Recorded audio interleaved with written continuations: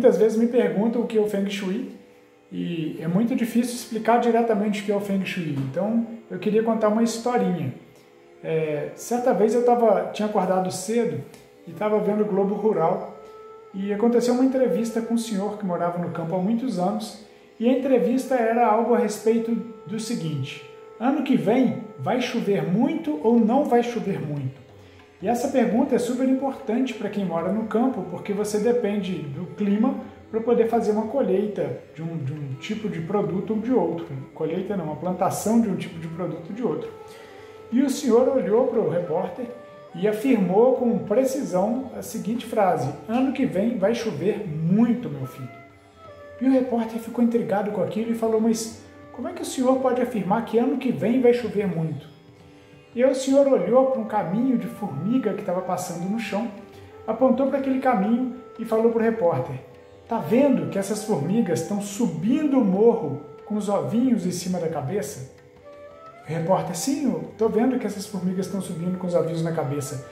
Mas o que isso tem a ver se vai chover muito ou não vai chover muito no ano seguinte? E o senhor respondeu o seguinte: todas as vezes, quando vai chover muito no ano seguinte, as formigas sobem o morro com os ovinhos na cabeça.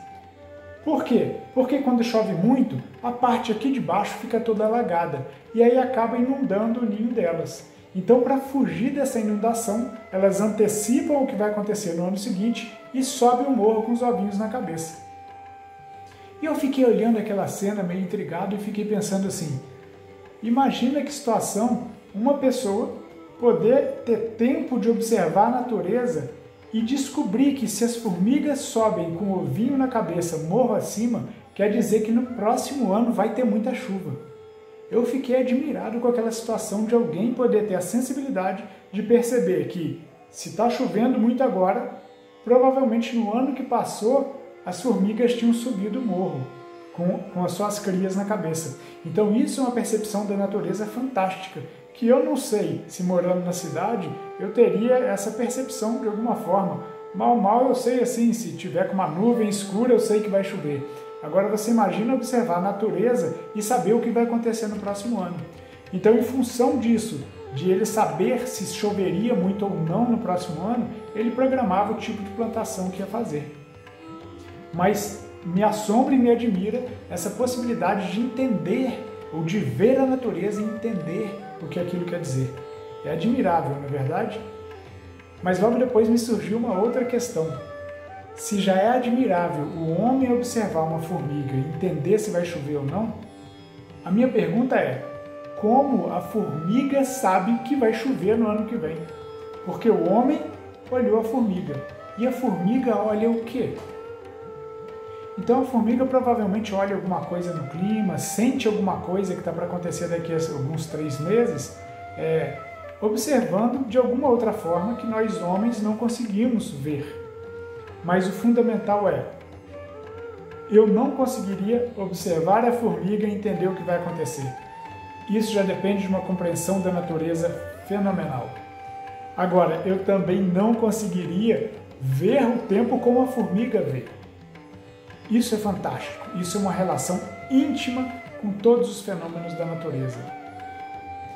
E daí tem uma questão que é muito importante, porque o homem, na hora que vê a formiga fazendo uma ação e entende que aquilo vai gerar um clima específico no outro ano, esse homem, ele toma uma ação específica para ter êxito na sua plantação, para ter êxito na sua colheita.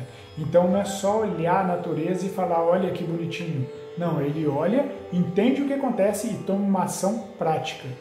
Da mesma forma, a formiga entende que tem alguma coisa no ar, alguma energia, alguma umidade, eu não sei o que é, e toma uma ação prática. Ela, para que a casa dela seja próspera, ela entende que naquele ano ela vai ter que tirar o ninho ali de baixo. E por que em outros anos o ninho continua ali embaixo? Eu não sei, mas eu sei que alguns anos ela faz o ninho em cima e outros anos o ninho embaixo, em função das energias que existem no momento e das energias que estão para acontecer. O Feng Shui é muito parecido com isso. Ele fala que todas as coisas na casa, distribuição de móveis, os ambientes, as cores, os aspectos gerais da casa, isso influenciam demais a nossa vida. o sucesso, a prosperidade, a família, os relacionamentos. Mas eu, como ser humano, imagino que nós, a maioria dos seres humanos, não conseguimos ver essa energia diretamente da mesma forma que aquele senhor não conseguiria ver se no ano seguinte choveria ou não de uma forma direta. Mas se ele não consegue ver de uma forma direta a energia que estava no ar, ele vê um efeito disso, que é como as formigas se comportam. E a partir dessa observação, ele transforma o que ele tem que fazer. O Feng Shui também é assim. É muito difícil que um homem consiga ver as energias de uma forma direta. Só que alguns sábios antigos começaram a ver a influência dessas coisas no comportamento humano, no êxito humano, no sucesso, na facilidade de relacionamento ou não, na facilidade de se desenvolver no emprego ou não. E eles começaram a observar esses sintomas na natureza e entenderam que a casa e o lugar de trabalho, que é onde a gente passa grande parte da nossa vida, vai influenciar de uma maneira muito forte vários aspectos da vida. Então, na hora que eles vão vendo os sintomas, eles começaram a mapear e falar, para desenvolver a carreira, para desenvolver a sua missão, o seu motivo de vida, há uma energia específica, e há móveis específicos, e há cores específicas. Para desenvolver a espiritualidade é a mesma coisa, para desenvolver a sua ancestralidade, o seu conhecimento, para desenvolver a prosperidade até o sucesso, também há elementos externos que facilitam ou atrapalham o desenvolvimento de uma forma melhor.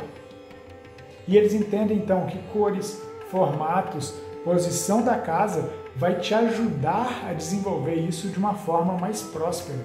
E o Feng Shui, então, os mestres antigos de Feng Shui, eles começaram a mapear todas essas energias e tudo que elas traziam de positivo e negativo para a vida e montaram um mapa para você adequar a sua casa a cada cantinho da vida, ou a cada necessidade que a vida tem. E esse mapa no Feng Shui se chama Bagua, que quer dizer os 8 cantos da casa. Então você desenvolveria esses 8 cantos da casa para pegar cada aspecto da vida e levar ele ao máximo do que ele pode ser levado. E esse Bagua, hoje em dia, ele está difundido aí, alguns com alguns erros, outros com acertos.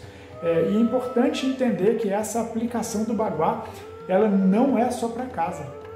Porque se você coloca só na casa, como por exemplo, se a formiga entende que ano que vem vai chover, olha, ano que vem vai chover, mas ela não toma uma atitude, ela não muda o comportamento dela, ou seja, se ela não se transporta para outro lugar, não adianta simplesmente arrumar a casa. E o Feng Shui também, ele fala de arrumar a casa, mas fala de arrumar o seu próprio comportamento, para você poder ver mais oportunidades, por exemplo, de emprego, de relacionamentos, ter melhores relações com família, ter melhores relações com os amigos, desenvolver melhor a criatividade. Então você arruma a casa para a casa ter as energias próprias para isso, mas também se arruma para você, na hora que tem as oportunidades certas, conseguir se transformar e aproveitar as oportunidades para se melhorar e aí ter os verdadeiros êxitos. Então, do que o Feng Shui fala? Ele fala que a vida tem uma série de necessidades e que a gente tem que se transformar, mas também a gente tem que transformar o lugar que a gente está, para que esses lugares nos ajudem. E o mapa para resolver isso se chama Bagua. Quem quiser saber um pouquinho mais, ou quem quiser entender como aplica esse Bagua na casa, vai ter um link em algum lugar por aí, debaixo desse vídeo, eu não sei, em cima, que você clica e vai conseguir baixar um e-book que a gente desenvolveu que fala tanto de como aplicar o Bagua, como também fala dos ciclos dos elementos. Quais elementos tem que ter em cada canto da casa. É um e-book gratuito, muito completo, que vale bastante a pena vocês baixarem para conseguir transformar a casa de vocês, para ela ser mais positiva nesse sentido. Tá bom? Então, espero que tenha facilitado um pouco para vocês o entendimento do que é o Feng Shui, tá? E que possam trazer mais felicidade e prosperidade para vocês. Um abraço.